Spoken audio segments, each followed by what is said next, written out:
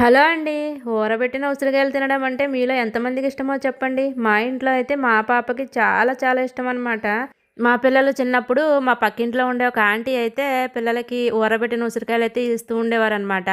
అప్పటినుంచి పిల్లలకి ఉసిరికాయలు తినడం అయితే అలవాటయిందండి. అంతకుముందయితే అసలు ఊరబెట్టిన ఉసిరికాయలంటే ఏంటో అసలు నాకు కూడా తెలిసేది కాదు. అప్పటి నుంచి కూడా పక్కింట్లో ఆంటీని అడిగేసి అయితే చేస్తూ ఉంటాను.